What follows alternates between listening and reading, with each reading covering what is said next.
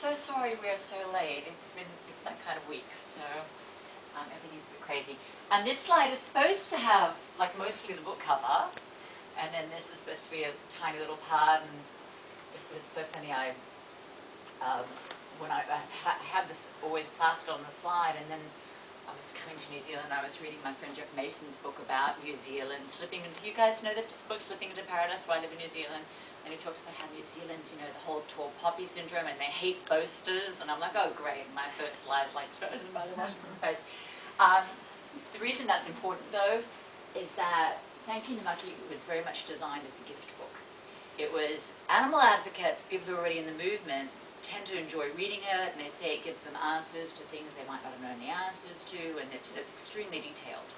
But it was very much designed as a book that activists could give their friends and family. And it would look like a gift rather than an assignment, and so it's packed with fun cartoons, and it's got warm stories.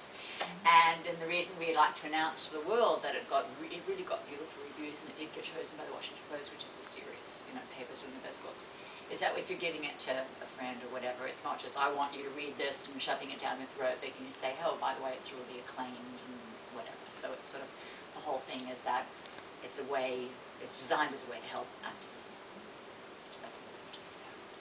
And what I'm going to do tonight is sort of take you through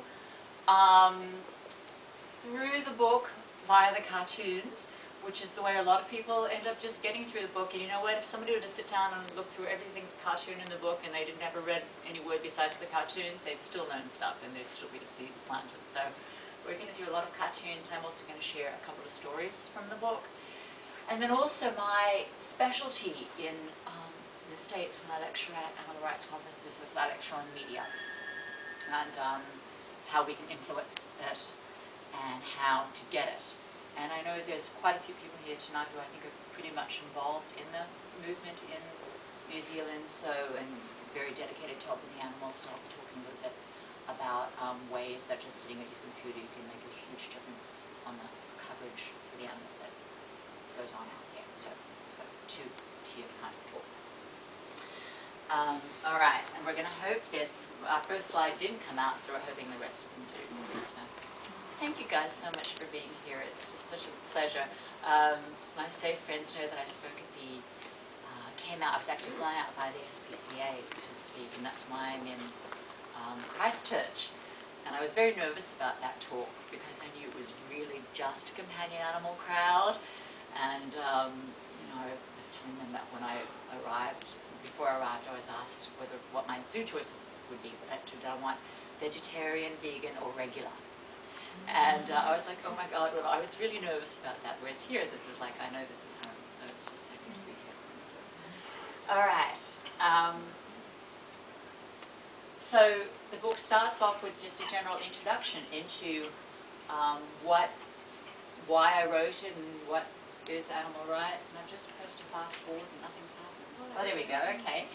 Anthony Freda is a really wonderful artist who's done a lot of work for the Village Voice and a lot of magazines, and I'm so blessed that he's actually a dear old friend, and he was the first person I called when I thought I wanted to do a fun, warm, beautiful-looking book on animal rights, and I asked him if he would consider contributing art to it, and he did. So, of course, on the first page we have a Anthony Freda representation of animal rights, and I'm going to read, and I didn't bring my glasses, really, which is quite a shame, so I'm going to be reading like this, I guess, but I'm still not used to the fact that I need them. Excuse me, can everyone at the back see the screen, or do we need more lights off? Is that okay? If we have more lights off, I'm really not going to do it. Does anybody have reading glasses with them? No. You guys have like the sense to actually have glasses on if you need them. Okay. California. All right. Welcome to the world of animal rights. When I tell people I work full-time, but there's a line in this opening page that it's like when I talk to animal rights audiences, it's like in the opening section, and it's about like changing where you might just want to change where you buy your meat.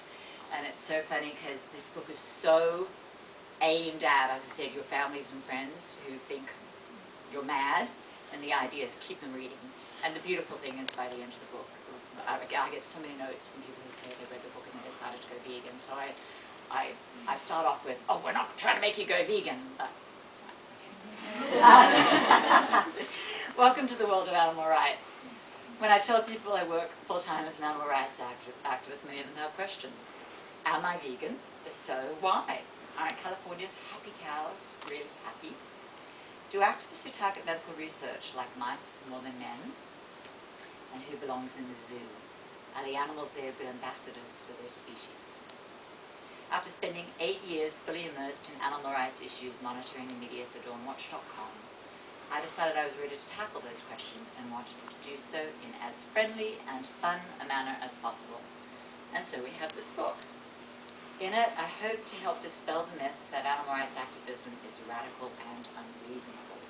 In fact, as you read of the cruelty we offer animals as thanks for what we take from them, you may see radical departures from your own standards of reasonable decency. And then the first section is called Animal Rights versus Human Rights. And we have now Dan Ferraro. He is the drawer of a cartoon called Bizarro, which is in hundreds and hundreds of papers throughout the... I don't think it's in New Zealand, Bizarro, is it? But in America, it's in... Some of us have Right.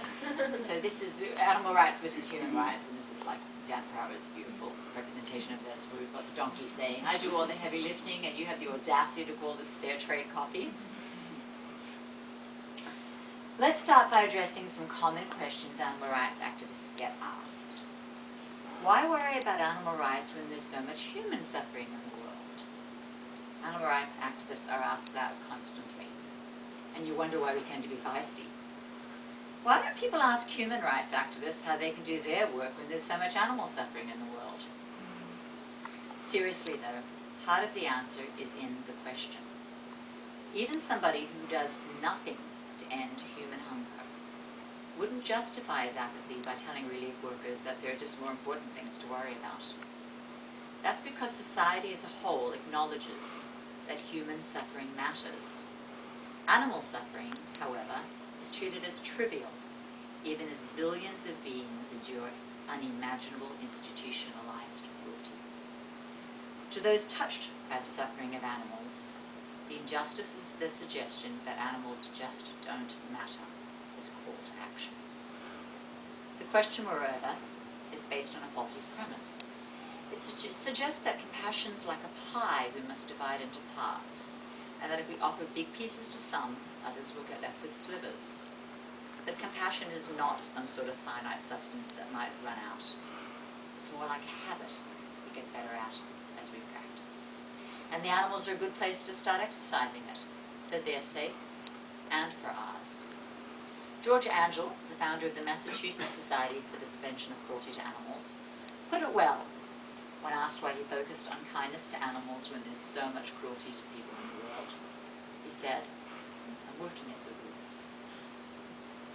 Before I extended my own efforts towards animals, I worked every Sunday for 6 years in a soup kitchen for New York's homeless people. I worked alongside many fellow vegetarians. And when I saw the film Amazing Grace, I was not surprised to learn that William Wilberforce, who led the parliamentary campaign against the British slave trade, was also one of the founders of the Society for the Prevention of